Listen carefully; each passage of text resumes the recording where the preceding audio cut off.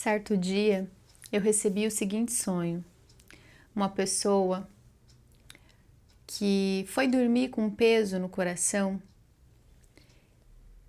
e que ao sonhar, ela está entrando em uma igreja e nessa igreja ela vai dar o seu testemunho. Mas ao tentar falar sobre a tua história, ela não consegue parar de chorar. Ela chora muito, muito e a voz dela não sai. Então ela decide escrever e ela escreve uma carta, como se fosse uma carta contando a sua história. E ela começa a ler então a sua história. E quando ela começa a ler, as lágrimas rolam, mas aquilo consegue sair, ela consegue expressar. E é como se cada vez que ela conseguisse contar aquela história, mais ela conseguia sentir que aqueles sintomas de aperto saía então do peito dela, como se aquilo a curasse. Um tempo depois, essa mesma pessoa tem o seguinte sonho. Ela está dirigindo um carro e ela está passando por ruas que tem muitos penhascos. E de repente, ela perde a direção do carro e ela cai do penhasco. Mas ao invés dela sentir o impacto da queda, ela aparece em um outro lugar. Um lugar claro, com areias claras, ajoelhada ao chão, com as areias entre os dedos, assim, segurando as areias na mão. E uma voz sai de trás dela, uma voz que ela escuta, mas que ela não vê, e pergunta para ela: quem está no controle? E pela segunda vez, quem está no controle? Ela olha para o alto, como se estivesse olhando para o céu, e com lágrimas nos olhos ela responde: Deus. E assim termina o sonho. Quando eu escuto esse sonho, eu me arrepio. E eu posso sentir essa emoção. E eu posso me conectar com a emoção dessa pessoa. Porque esse sonho, ele toca numa camada muito profunda do nosso inconsciente. E hoje eu quero trazer para vocês, então, o que seria essa camada profunda, o que seria então o simbolismo desse sonho, que ele é espiritual, que ele é religioso, que ele traz esses conteúdos da nossa espiritualidade, e como é que o Jung, como é que a psicologia olha então para isso. Eu recomendo, para quem depois quer fazer a leitura desse livro aqui, Psicologia e Religião, tem o 11.1, 11.2, né, do Jung, ali nas obras completas, onde ele fala de uma forma mais esmiuçada, né, uma pesquisa, uma forma mais técnica, sobre então a visão da psicologia junguiana em relação então à religião, à espiritualidade. Ele vai trazer alguns sonhos ali de cunho religioso e que vai fazendo então a gente também explorar e entender os nossos próprios sonhos. E eu achei muito interessante esse sonho, porque a sonhadora, ela não é uma pessoa religiosa. A sonhadora, ela não nem sabe se ela acredita em Deus, ela tem dúvidas sobre Deus.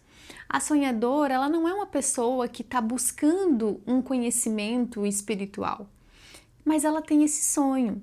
Então é como se o sonho trouxesse uma outra personalidade, uma outra camada que não existe nessa personalidade consciente, que não está ali presente. É como se estivesse tão desconectado porque a pessoa nem reconhece isso na vida dela. Então a gente começa então a entender e a olhar e se perguntar: para que esse sonho apareceu na vida dessa sonhadora agora? Qual é a mensagem que esse sonho traz para essa sonhadora? Algumas pessoas me dizem: Karina, então quer dizer que eu preciso ir para a igreja? Eu preciso fazer isso, né, que o sonho está me dizendo? Eu preciso então acreditar em Deus, buscar uma doutrina, um dogma? E eu vou te dizer assim que não é bem por aí. Mas a gente pode considerar isso também que você considera em relação ao sonho. Afinal, o sonho ele é para você e ele é sobre você. E as associações que você faz sobre os sonhos, elas são importantes também para poder entender o sonho. Então, quando eu olho esse sonho, eu entendo ele como sendo um presente do inconsciente. E eu, quando eu vou estudar, então, esse sonho, né, dessa paciente, eu encontro nesse livro aqui também um sonho que o Jung analisa. Tem mais de 400 sonhos desse paciente, mas o Jung traz ali alguns recortes e ele traz o sonho de um paciente, então, que também escuta uma voz. E daí ele vai falar, então, o que seria essa voz. A igreja, enfim, né? Ele vai trazer ali vários recortes religiosos. Eu vou tentar trazer aqui de uma maneira mais simples para a gente entender, não tão teórica.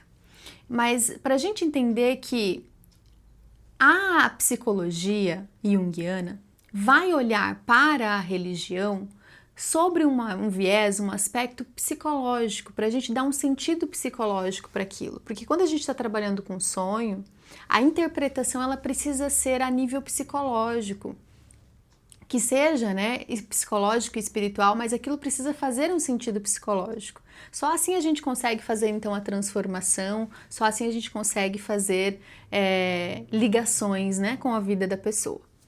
Então, olhando para esse sonho, se a gente pegar aqui o primeiro sonho, ela está numa igreja.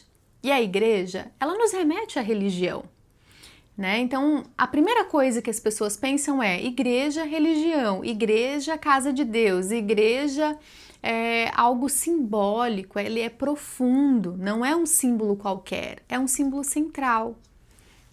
Então, aqui a gente tem um símbolo central, que é esse espaço sagrado que aparece no sonho. E esse espaço sagrado é para que essa pessoa vá contar a sua história, mas ela não consegue contar a própria história porque tem muita emoção, tem uma emoção ali muito difícil de ser elaborada pela via da linguagem. Então ela precisa passar por outro processo, que é a escrita. Então o sonho já traz para ela um processo de cura. A gente pode olhar para esse sonho como sendo então esse presente, uma cura que está acontecendo quando ela consegue então escrever a sua própria história. Escrevendo a própria história, ela consegue ler e ao ler ela se escuta. E quando ela se escuta, aquilo vai curando aquilo que está doendo no peito, aquilo que está doendo no coração.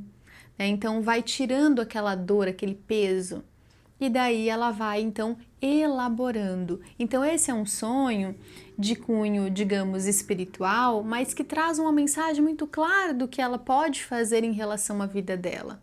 Esse processo de contar a história dela na terapia, esse processo de contar a história dela para si mesma, provavelmente é um processo que já está acontecendo, um processo de cura, né? Então, quando ela tem esse sonho, ela já está em terapia. E daí, então, a gente entende que algumas coisas já vão se transformando.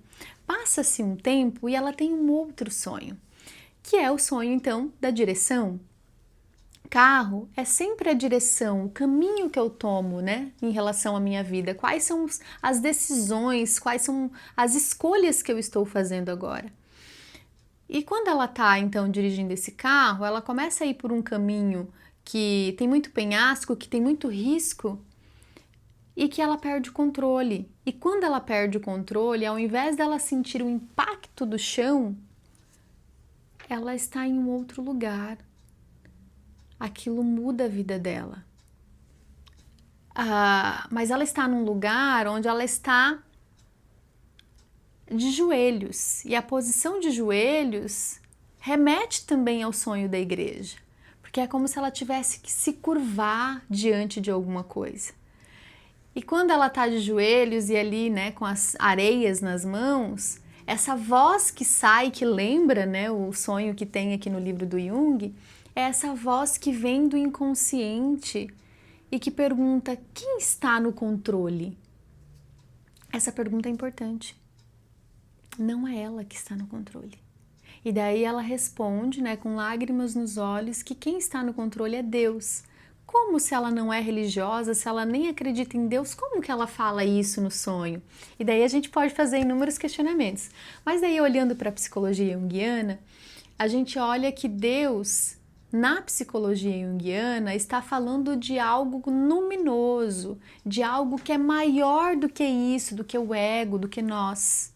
E isso é algo importante. É uma personalidade inconsciente que força, né, a mudança, que força a transformação, que eu preciso me curvar diante daquilo, porque é como se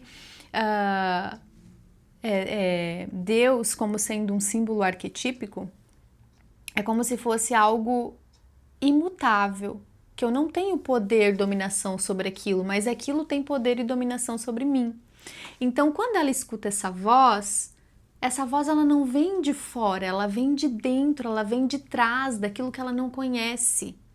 E que isso faz, então, ela se curvar, né? Então, ela vai se redimir. Então, pensando aqui, né, em termos de conceitos junguianos, eu tenho, então, duas personalidades, consciente e inconsciente. Aquilo que é inconsciente é maior, aquilo que é inconsciente tem mais poder, e é essa força que vem do inconsciente que está fazendo ela se curvar diante da força maior. Então, aquilo que até então estava inconsciente quer se fazer presente, quer se fazer consciente. Então, por mais que você esteja fazendo essa escolha na tua vida, quem decide não é só você. Quem decide é você inteiro. Se você está decidindo a tua vida somente considerando um aspecto da vida, vem algo de sintoma, né? Ou algo de inconsciente aí, que vai te fazer considerar os outros lados da vida. Então, é uma vida que não foi vivida e que quer ser conscientizada. E aí eu acho bem interessante, porque quando traz aqui esse sonho também do paciente do Jung, que ele também escuta uma voz, é uma voz autoritária. Nesse sonho é uma voz que pergunta, mas é uma voz que não deixa de ser autoritária. Então é aquilo que tem poder sobre o indivíduo. E daí eu aprofundo um pouco mais o diálogo, não só em relação a esse sonho, mas em relação à nossa vida. Se na psicologia junguiana Deus é algo que é luminoso, no sentido de ser uma força maior, e que eu não tenho controle sobre aquilo, mas aquilo tem controle sobre mim, é como se aquilo me dominasse, algumas pessoas vão encontrar Deus dentro de si, que é então responder às perguntas e buscar as respostas dentro daquilo que tem a ver com a sua essência, vai fazer as escolhas da tua vida mais acasalada com aquilo que faz sentido para si, ser mais fiel a quem se é. E tem pessoas que vão buscar esse Deus fora, que é o Deus, sim, do dogma religioso, que é o Deus no casamento, que é o Deus na relação de trabalho. Então eu sempre, às vezes, faço essa analogia com os meus pacientes quando eu vejo que existe uma relação, existe uma situação que para aquela pessoa é muito difícil mudar. Eu não consigo sair desse relacionamento, mesmo me fazendo sofrer. Eu não consigo sair desse emprego, mesmo me fazendo sofrer. Significa que aquela pessoa, ou aquela relação, ou aquele ambiente exerce nesse paciente algo como se fosse Deus, maior do que ele. Então aí a gente precisa fazer com que essa pessoa encontre o Deus dentro dela para ela conseguir lidar, então, com essas situações difíceis que vão acontecendo na vida. E eu acho que esse processo aqui, quando acontece nesse sonho, é um encontro com ela mesma. Quando ela aceita que ela não está no controle, ela aceita o outro lado da personalidade. E aí muitas coisas então começam a mudar. Claro que eu não vou trazer toda a situação aqui de vida, né, dessa pessoa, mas depois a gente consegue fazer então o link com a vida real, né? Que caminhos eram esses, que escolhas eram essas, e que foram então dando espaço para que outras coisas, outras pessoas, né, fossem então surgindo na vida dessa pessoa, e ela busca então um centro organizador. O Jung fala muito, inclusive nesse livro aqui, que quando a gente vai buscar algo muito racional para explicar esses tipos de fenômenos, né, desses sonhos, ou até mesmo um sintoma, né, a pessoa tem ali, sei lá, um câncer. e eu vou buscar algo muito racional para entender esse câncer, nem sempre eu encontro então algo que se sustenta, algo que fixa, algo que seja curador, né, em termos psicológicos. Mas quando a pessoa ela busca algo que é mais antigo, que tem mais poder, que não é tão mutável como um conhecimento racional, porque a ciência hoje tais alimentos é bom para isso, daqui mais um tempo a gente descobre que não é, então a ciência é muito mutável. Quando a gente encontra algo que é imutável, que é fixo, aquilo tem mais peso, tem mais valor. Não significa que é bom ou ruim, pode ser bom ou ruim. E daí ele vai relacionando então com os dogmas da igreja. Por que que muitos dogmas permanecem até hoje? Porque o dogma é muito mais forte em termos psicológicos sobre uma pessoa do que algo que é mais racional.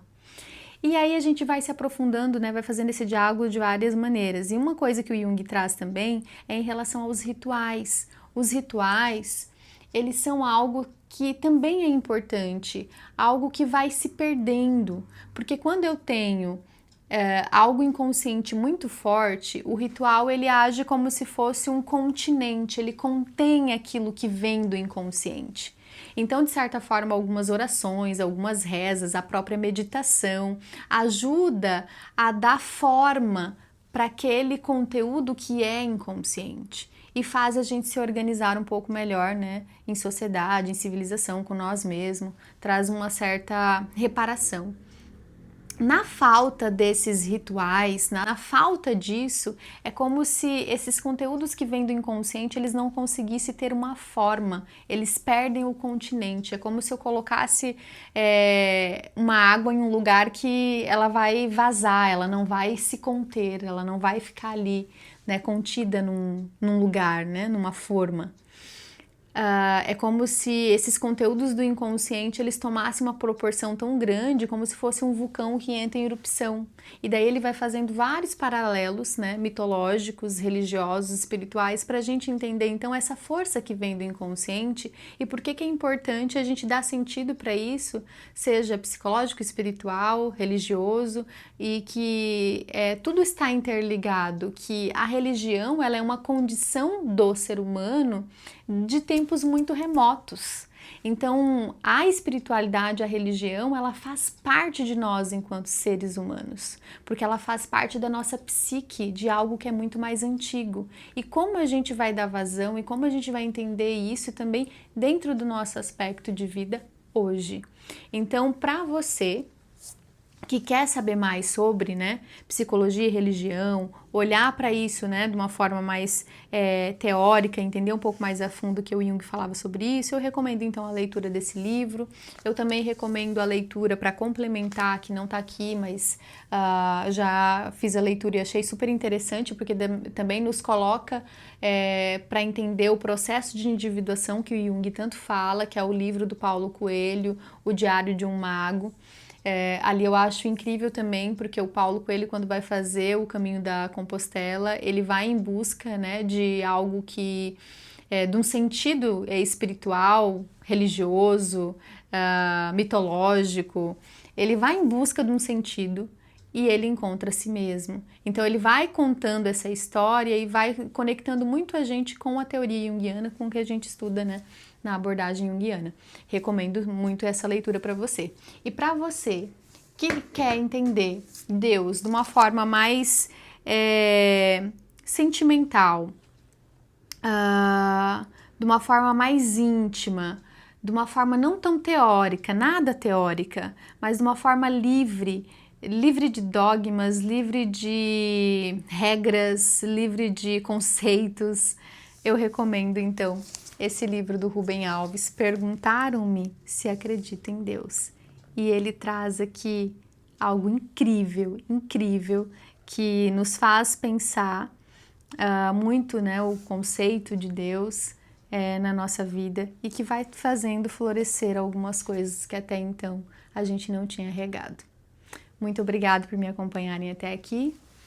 Um beijo grande no seu coração.